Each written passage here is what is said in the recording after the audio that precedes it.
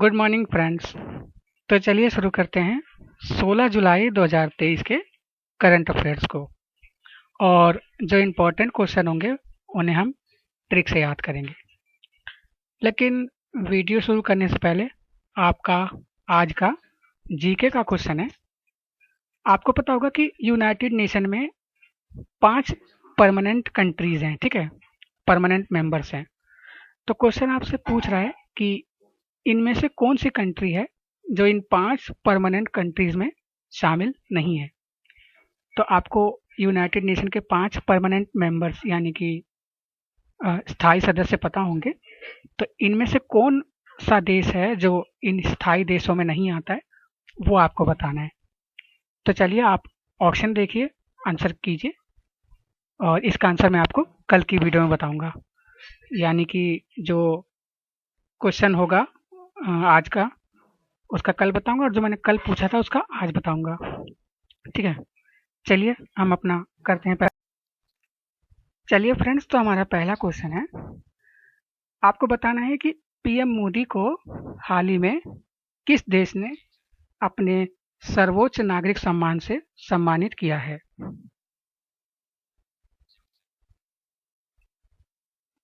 आपका सही उत्तर हो जाएगा मिस्र, यानी कि ऑप्शन नंबर डी। तभी मिस्र ने प्रधानमंत्री मोदी को अपने सर्वोच्च नागरिक सम्मान से सम्मानित किया है। और अगर आपसे इस सम्मान का नाम पूछें तो वो हो जाएगा ऑर्डर ऑफ नाइल। इसे हम अभी ट्रिक से भी याद कर लेंगे। तो पहले आप देख लीजिए, फिर मैं आपको ट्रिक से याद कराता हूँ।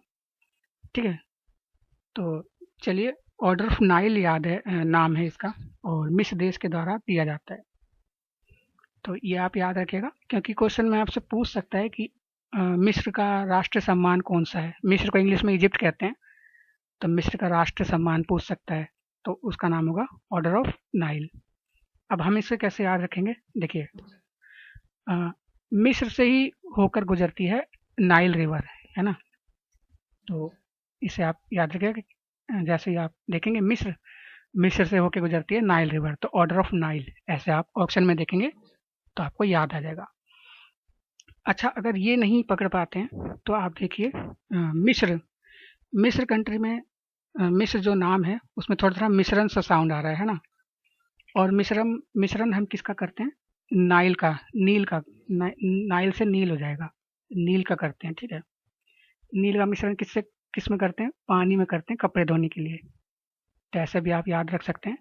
जैसे ऑप्शन में आपसे पूछेगा कि ऑर्डर ऑफ नाइल किसका राष्ट्र सम्मान है, तो नाइल यानी कि नील, और नील को हम पानी में मिश्रण करते हैं, मिश्रण से मिश्र याद आ जाएगा, है ना। और अगर आपसे पूछेगा कि मिस्र का राष्ट्र सम्मान कौन सा है, तो मिस्र से हो जाएगा मिश्रण, मिश्रण किसका करते हैं, नील का, किससे, वाटर में, कपड़े धोने के लिए। कैसे आप याद कर लेंगे। मैंने दोनों ट्रिक बता दी है, आपको जो अच्छी लगे वो आप देख लीजिएगा अपने हिसाब से। अच्छा, मिस्र की कैपिटल आपको पता है कौन सी है, तो ये रीजनिंग में पूछ लेते हैं ऐसे क्वेश्चन। तो मिस्र की कैपिटल है काहिरा, इसे भी याद रखिएगा, काहिरा है इसकी कैपिटल। ठीक है। अच्छा, कुछ दिन पहले हमने याद किया था कि मिस्र में एक पनामा कैनाल है ना, तो वो किन दो सागरों को कनेक्ट करता है। तो आपका सही उत्तर होगा पैसिफिक ओशियन और अटलांटिक ओशियन को ये कवर करता है ना। हमने कैसे इसको याद किया था, देखिए, पनामा से हो जाएगा पजामा, है ना। और एक और पैसिफिक ओशियन और अटलांटिक ओशियन, तो पैसिफिक का हमने पा ले लिया था, अटलांटिक का एटी ले लिया था, आठ अटलांटा से एटी ले लिया था, है ना। तो हमारा बन गया PAT। तो पजामा जो होता है एक टाइम के बाद पट जाता है, यानी फट फट जाता है, फट से हमारा पट बन गया, है ना। तो ऐसे आप याद कर लोगे। ठीक है, पजामा जो होता है एक टाइम के बाद पट जाता है, तो ऐसा आप याद कर लोगे। P से हो गया पैसिफिक ओशन, A से हो गया अटलांटिक ओशियन, AT से, है ना। तो चलिए नेक्स्ट क्वेश्चन देखते हैं, और अगला क्वेश्चन कर। चलिए, हमारा अगला और बहुत ही मोस्ट इम्पोर्टेंट क्वेश्चन है, बताइए अभी भारत की पहली महिला कबड्डी लीग, इसका उद्घाटन किस शहर में किया गया।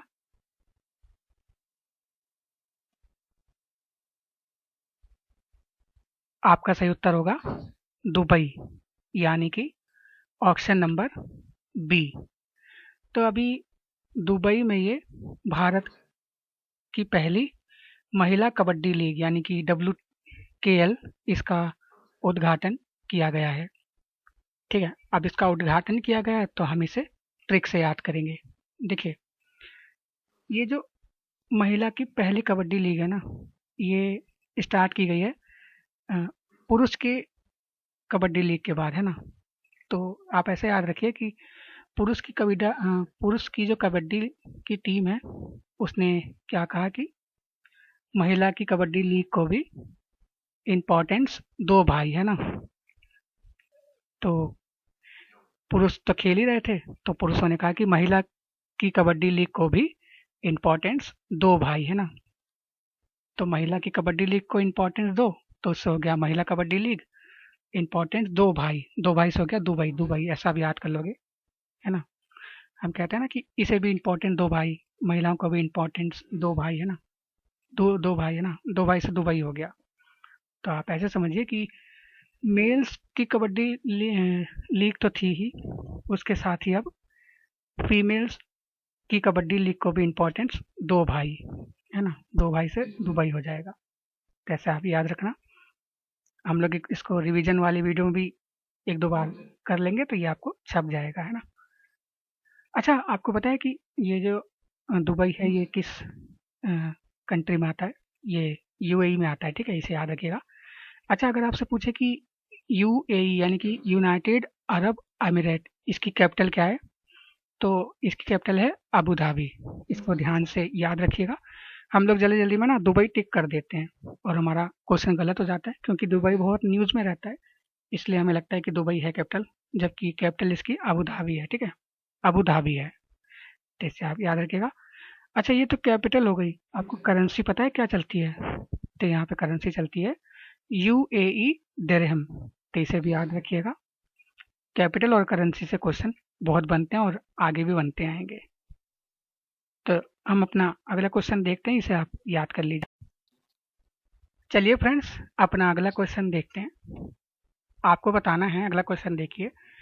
अभी भारत में तकनीकी शिक्षा की गुणवत्ता को बढ़ाने के उद्देश्य से किसने $255 मिलियन देने की मंजूरी दी है?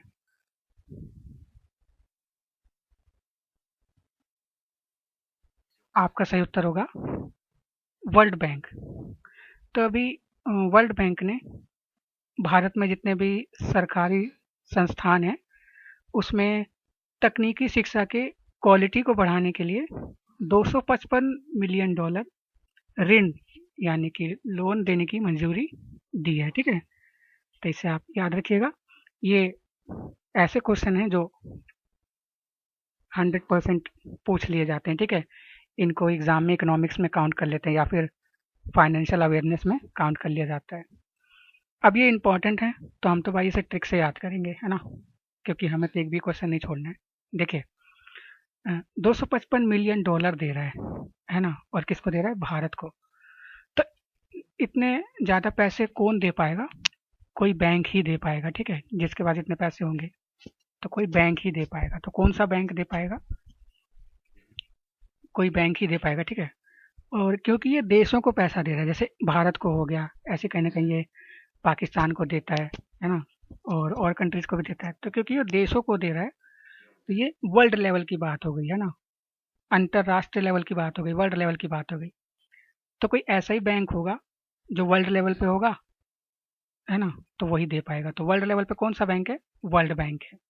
ऐसे आप याद कर लोगे कि देशों को कोई पैसा दे रहा है तो वही दे पाएगा जो पूरे वर्ल्ड का बैंक है, और वर्ल्ड का बैंक कौन है? वर्ल्ड बैंक है। ठीक है, तो इसे याद रखिएगा। अच्छा, आपको पता है कि इसका हेडक्वार्टर कहाँ है? इसका हेडक्वार्टर है वाशिंगटन DC में। ठीक है, ये मैंने GK में पूछा था और आपने किया होगा, तो देख लीजिए, मैंने GK में पूछा और ये आज करंट अफेयर्स में आ गया है, तो ऐसे ये एग्जाम में भी आ जाएगा। तो आई होप आपको ट्रिक समझ में आ गई होगी, है ना। एक दो बार देख लो फिर हो जाएगा, नहीं तो हम जब रिवीजन करेंगे ना तो उसमें भी मैं आपको रिवाइज करा दूंगा 4-5 बार, तो वो भी आपको याद हो जाएगा। अच्छा फ्रेंड्स, रिवीजन से याद आ गया, मैंने 8 जुलाई से लेके 14 जुलाई तक जितने करंट अफेयर्स के क्वेश्चन करवाए हैं उनका रिवीजन करा दिया है। ठीक है, जो हमने हफ्ते भर ट्रिक लगाई थी तो हमने रिवीजन वीडियो में चेक कर लिया है कि उससे हमें याद आ रहा है कि नहीं आ रहा। तो आप उन वीडियोस को भी जाके देख लीजिए और अपना फुल सपोर्ट ऐसे ही दिखाइए। ठीक है, कोई कमी होती है तब भी मुझे बोल दीजिएगा। ठीक है, वीडियो को लाइक शेयर और चैनल को सब्सक्राइब कर लीजिएगा, बेल जरूर दबा लीजिएगा। चलिए हम बढ़ते हैं अपने अगले क्वेश्चन पे। चलिए हमारा नेक्स्ट क्वेश्चन बताइए। अभी भारतीय आर्थिक व्यापार संगठन, इसे इंग्लिश में कहेंगे Indian economics of trade organization, इसने किसे यूएसए ईस्ट कोस्ट का निर्देशक नियुक्त किया है?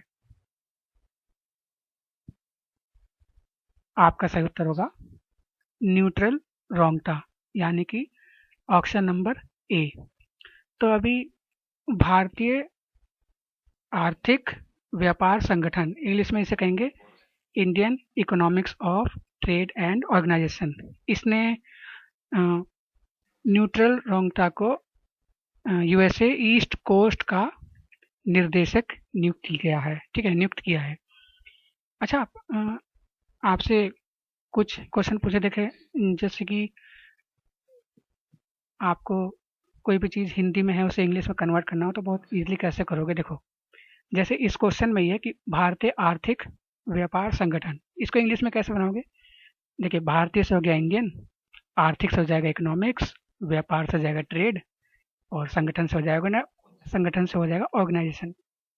अब WTO, इसका अगर आपको हेडक्वार्टर पूछे कहाँ पे, तो इसका हेडक्वार्टर हो जाएगा नई दिल्ली में, है ना। तो इसे भी आप याद रखिएगा। और अगर आपको ट्रिक चाहिए तो ये लो, इंडिया में जितने भी ट्रेड होते हैं उसके लिए जो भी डील साइन होती है वो कहाँ से होती है? राजधानी से, यानी कि भारत की राजधानी से साइन होगी। तो राजधानी क्या है हमारी? दिल्ली। तो ऐसा भी आप याद कर लोगे कि भारत में जितने भी आर्थिक व्यापार होंगे उसके समझौते कहाँ होंगे? उसकी राजधानी, उसके समझौते वहाँ होंगे जो उसकी राजधानी है, यानी कि दिल्ली में, है ना। ऐसे आप याद कर लोगे। और हेडक्वार्टर पे मैंने बता दिया है। तो चलिए हम अपना अगला क्वेश्चन देखते हैं। चलिए नेक्स्ट क्वेश्चन देखिए। भारत के किस संगीतकार को बर्मिंघम सिटी ऑफ यूनिवर्सिटी ने डॉक्टरेट की उपाधि से सम्मानित किया है?